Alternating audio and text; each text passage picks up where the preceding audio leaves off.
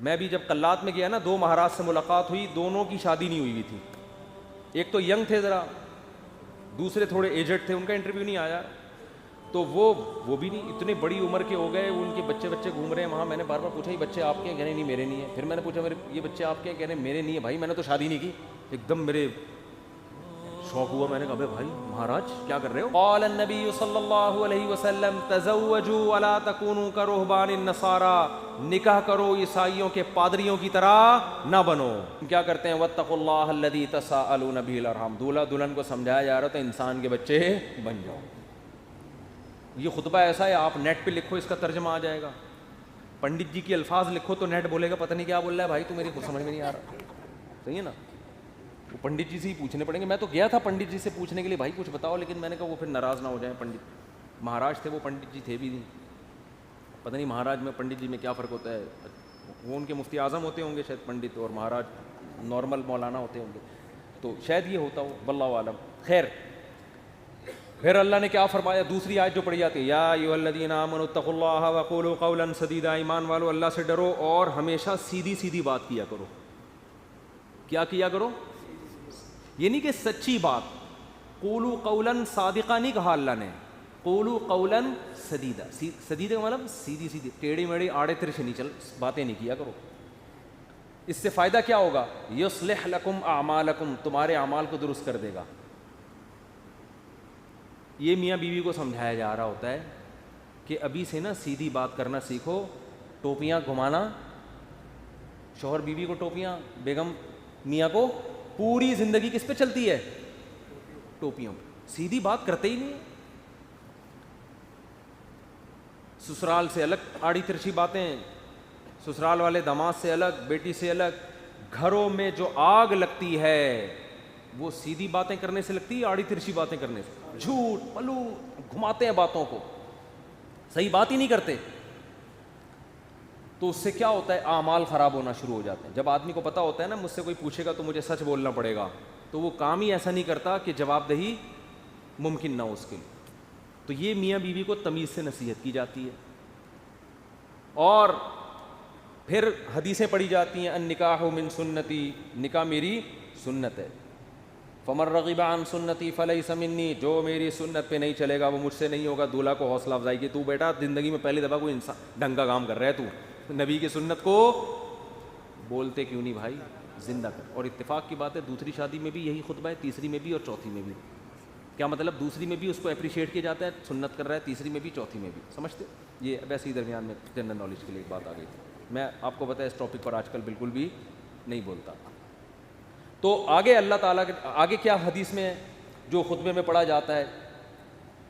قال النبی صلی اللہ علیہ وسلم تزوجوا الودود الولود فإنی مباہی بکم الامم. ایسی عورت سے نکاح کرو محبت کرے اور تمہیں اولاد زیادہ دے، میں قیامت کے دن تمہاری کثرت پہ فخر کروں گا. میاں بیوی کو سمجھایا جاتا ہے نسل مت روکنا، تمہارا ملاپ پائیدار، کامیاب، خوشیوں بھرا اور آخرت میں ترقی کا سبب جبھی ہو سکتا ہے جب تم دونوں اولاد کی کثرت چاہو. شروع میں ہی چاہتے ہیں کہ ہمارے اولاد نہ ہو، اس کی بھی نفی کی گئی. اور کیا پڑھا جاتا ہے خطبے میں؟ وقال النبی صلی اللہ علیہ وسلم تزوجوا ولا تکونوا کرہبان النصارى، نکاح کرو عیسائیوں کے پادریوں کی طرح نہ بنو. میں بھی جب قلات میں گیا نا، 2 مہاراج سے ملاقات ہوئی، دونوں کی شادی نہیں ہوئی تھی. ایک تو ینگ تھے ذرا، دوسرے تھوڑے ایجڈ تھے، ان کا انٹرویو نہیں آیا. تو وہ بھی نہیں، اتنے بڑی عمر کے ہو گئے، ان کے بچے گھوم رہے ہیں وہاں. میں نے بار بار پوچھا یہ بچے آپ کے ہیں؟ کہنے نہیں میرے نہیں ہیں. پھر میں نے پوچھا یہ بچے آپ کے ہیں؟ کہنے میرے نہیں ہیں. بھائی میں نے تو شادی نہیں کی. ایک دم میرے شوق ہوا. میں نے کہا بھائی مہاراج کیا کر رہے ہو؟ اس میں پرانے کوئی ڈائلاگ یاد ہے نا، وہ مہاراج اس طرح کے ایک دم اسٹائل سے آتا تھا، وہ مہاراج. تو میرے منہ سے ایک دم مہاراج آپ اپنی ایج دیکھو تو کیسے ہی گزارا ہو رہا ہے. تو انہوں نے کہا بھائی ہم جو مندر کے لیے قربانی دیتا ہے نا، پھر اپنے پرانے والے مہاراج کی انہوں نے مجھے تصویر دکھائی، یہ میرے پیر تھے، ان کا میں نائب بنا تھا. تو جو اپنے آپ کو مندر کی خدمت کے لیے وقف کر دیتا ہے، شادی نہیں کرتا کہ بس مندر کی خدمت ہی کرنی ہے، وہ پھر اس مندر کا مہاراج بنتا ہے. تو ان کا مذہب ہوگا، میں ان پہ طنز نہیں کر رہا، وہ ان کا جو مذہب ان کو سکھاتا ہے. میں نے ان سے کہا لیکن مجھے تو موقع مل گیا. میں نے کہا آپ کا مذہب آپ کو یہ کہتا ہے کہ آپ شادی نہ کریں, ہمارا مذہب ہمیں یہ کہتا ہے کہ مر رغب عن سنتی فلیس منی. نبی نے فرمایا جو نکاح نہ کر کے میری سنت سے اعراض کرے گا اس کا مجھ سے کوئی تعلق نہیں. اور حبب الی النساء والطیب, نبی نے فرمایا دنیا میں دو چیزیں محبوب ہیں, ایک نکاح کی کثرت اور ایک خوشبو. تو ہمارے نبی تو بالکل اس کے اپوزٹ چلے ہیں, بالکل اس کے برعکس.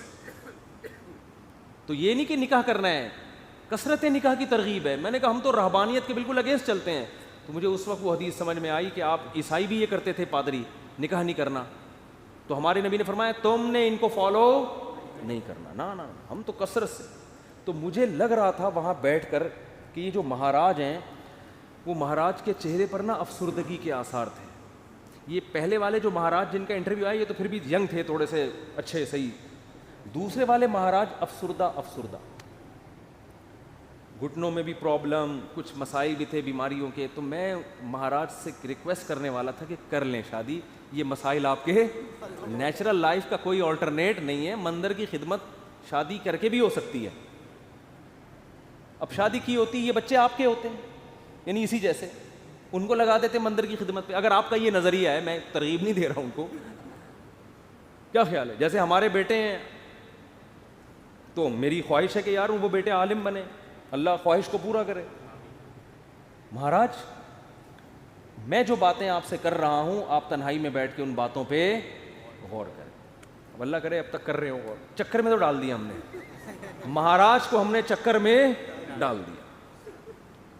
مہاراج اب بیٹھ رہا ہوگا یار مسئلہ کیا ہے, بات تو صحیح کی ہے بندے نے, زندگی بھی برباد کر دی. پھر میں نے مہاراج سے بھی کہا, میں نے کہا یہ بھی دیکھ لینا کہ آخرت میں اس شادی نہ کرنے کا کوئی ثواب بھی ملے گا. ایسا نہ ہو کہ نہ یہاں کے رہے نہ وہاں کے رہے. قرآن کہتا ہے الذین ضل سعیہم فی الحیاۃ الدنیا وہم یحسبون انہم یحسنون صنعا. قرآن کے الفاظ ہیں. بھائی ہندو یہ نہ سمجھیں کہ میں تو اسلام کی بات کروں گا نا, آپ کا مذہب اگر یہ کہتا ہے تو ٹھیک ہے بھائی آپ اس کو فالو کریں, آپ کو نہیں سمجھ میں آ رہا تو ہم کیا کہہ سکتے ہیں. لیکن ہمارا جو مذہب ہے وہ ہمیں کیا کہہ رہا ہے, وہ یہ کہہ رہا ہے کہ الذین ضل سعیہم فی الحیاۃ الدنیا. کچھ لوگ دنیا میں ایسے ہیں کہ جن کی کوششیں برباد ہو جائیں گی دنیا میں, حالانکہ وہ یہ سمجھ رہے ہیں کہ وہ بہت اچھا کام کر رہے ہیں. دیکھو ایک آدمی غلط کام کر رہا ہوتا ہے, غلط کو غلط سمجھ کے, اس کو پتہ ہے بھائی چرس پینے کا آخرت میں کوئی ثواب ملے گا, اور چرسی کو امید بھی نہیں ہوتی. وہ کہہ رہا ہو یار مجھے پتہ ہے آخرت میں بربادی ہے لیکن اب مزے اڑا لوں تھوڑی دیر کے. ہیروئنچی کو پتہ ہے آخرت میں بربادی ہے مگر مزے اڑا لو. زانی کو پتہ ہے آخرت میں بربادی ہے مگر مزے اڑا لو. لیکن کچھ لوگ ایسے ہوتے ہیں جو بڑی محنت کر رہے ہوتے ہیں, اپنی حلال خواہشات کو بھی قربان کر رہے ہوتے ہیں, اور وہ سمجھ رہے ہوتے ہیں آخرت میں مل جائے گا بدلہ. اللہ کہتے ہیں نہ دنیا میں ملے گا اور نہ آخرت. کیونکہ پیپر جو اللہ نے بنایا ہے نا اس کو فوکس کرنا ہے آپ نے. پیپر فزکس کا ہے اور آپ ریاضی کے مشکل ترین سوالات لے کے بیٹھ گئے, اور جو فزکس کا آسان سوال تھا اس کا آپ اس کو حل نہیں کر رہے. کیمسٹری کا آسان سوال تھا پانی کا فارمولا کیا ہے, ہائیڈروجن ڈائی آکسائڈ ہے نا, یہ بہت آسان تھا. آپ کہہ رہے تو بہت آسان ہے یار, یہ نہیں حل کرتا میں. مجھے اصل میں ایک فزکس کا ایک بڑی پیچیدہ ایکویشن ہے, اس کو میں حل کر سکتا ہوں. اس کو بیٹھ کے آپ نے حل کرنا شروع کر دیا. عقل مند کہے گا بھائی تیرے سے جو پوچھا گیا ہے اس کو تو فوکس کر, جو سوال پوچھا نہیں جا رہا اس کا جواب کیوں دے رہا ہے. اب آپ جواب میں یہ کہیں یار دیکھو میری اتنی محنت کر کے میں نے فزکس کی اس ایکویشن کو حل کیا ہے, میں یہ سوچ بھی نہیں سکتا کہ ممتحن اور ایگزامینر میری اس محنت کو ضائع کر دے, یقیناً 100 نمبر دے گا. اس سے کیا ہے 100 نمبر تجھے ہائیڈروجن ڈائی آکسائڈ لکھ دیتا مل جاتا ہے. آپ کے اتنے آسان سوال کے 100 نمبر نہیں ہو سکتے. یہ دلیل صحیح ہوگی نہیں یاری بات میرا خیال ہے. او بھائی یہ دلیل بالکل غلط ہوگی کہ یہ نہیں دیکھا جاتا کہ سوال مشکل ہے یا آسان. ہم نے دیکھا نا یوٹیوب پہ ایک ہندو کرالنگ کرتا ہوا پتہ نہیں دلی سے یو پی جا رہا ہے یا کہاں جا رہا ہے, لیٹ کے کہہ رہا ہے بھائی یہ پتہ نہیں کون سے بھگوان ہے جس کی روح خوش ہو جائے گی اس سے. تو آپ محنت بہت کر رہے ہیں, اس کا رزلٹ کیا ہے؟ 0. نبی صلی اللہ علیہ وسلم کو اطلاع ملی نا کہ ایک پیدل حج کرنے جا رہا ہے کوئی, منت مانی بھی اور طاقت بھی نہیں تھی. آپ نے فرمایا اللہ کو اس کی ضرورت نہیں ہے کہ تم اپنے آپ کو اس مصیبت میں ڈالو, یہ تو تمہاری اپنی تمہاری وہ ہے نا. اگر آپ میں استطاعت نہیں اور آپ پیدل جا رہے ہیں حج کرنے کے لیے تو یہ وہ چیزیں جو آپ نے اپنے اوپر لازم کر لی ہیں. تبھی قرآن کہہ رہا ہے لا تحرموا طیبات ما احل اللہ لکم, جو پاکیزہ چیزیں اللہ نے حلال کر دی ان کو حرام مت کرو, اپنے اوپر خامخواہ کی پابندیاں مت لگاؤ. ان پابندیوں سے تم تو ڈپریشن میں جا سکتے ہو, صحت برباد کر سکتے ہو. یہ ہم سے امیدیں مت لگانا کہ آخر میں تمہیں آخرت میں اس کا اجر ملے گا. 0 نمبر ہوں گے تمہارے, بلکہ الٹا گناہ ہوگا. تو میں ان سے کہہ رہا تھا بھائی تم شادی کر لیتے, بیوی بچے ہوتے, تمہاری ڈیزائرز پوری ہوتی ہیں, صحت اچھی ہوتی, تمہیں اولاد ملتی, اولاد کے تو دیکھ کے انسان کی بانچیں کھل جاتی ہیں. لیکن مہاراج کا اپنا نظریہ, وہ اپنی سوچ. بہرحال یہ بات, ہاں نکاح کے خطبے کی بات کر رہا تھا.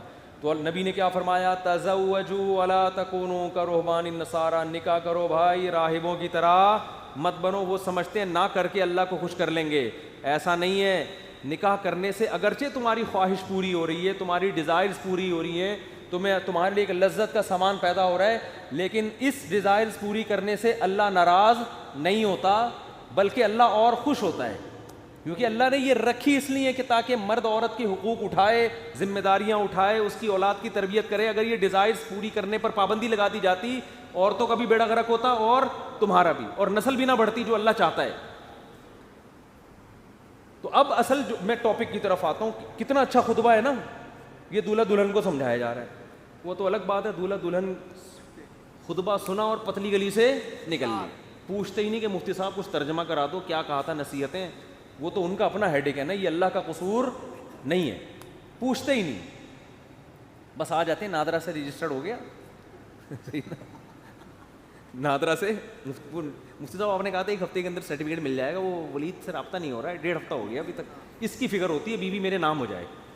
میں ان سے کہتا ہوں دیکھو بیوی تمہاری ہو گئی ہے, نمبر پلیٹ ایشو ہو جائے گی تھوڑے دن. وہ ان کو فکر ہوتی ہے نا, ڈاکومنٹس نہیں بنے. میں نے کہا بھائی ابھی تمہارے نام رجسٹر بھی ہو جائے گی, فی الحال بیوی کے ماتھے پہ لگاؤ اپلائڈ فار رجسٹر. یعنی یہ بک ہو چکی ہے, اب اس سے کوئی اور شادی کی کوشش نہ کرے, یہ لکھ دو اس پہ. اگر بہت زیادہ آپ کو خطرہ ہے نا, بھاگ نہ جائے, کہیں نہیں بھاگے گی انشاءاللہ. اور اگر سلوک اچھا نہیں ہے تو رجسٹر ہونے کے بعد بھی بھاگ جائے گی, ہوتا ہے ایسا. تو وہ نادرہ کے کاغذ لے کے گھومتے رہو گے. جیسے میں اب تک وہ ٹھپے لے کے, سبزی والا جو پیسے لے کے بھاگا ہے نا, اس کے انگوٹھے لے کے 6 سال تک گھومتا رہا میں. انگوٹھا ابھی بھی رکھا ہوا, میں نے پھاڑ کے پھینک دیا. میں نے کہا یار انگوٹھے پہ تو کیس ہو نہیں سکتا, دل تو چاہ رہا تو اس انگوٹھے کو پکڑ کے لگاؤں میں کھینچ کھینچ کے. تو یہ کاغذات دھرے کے دھرے رہ جاتے ہیں. تو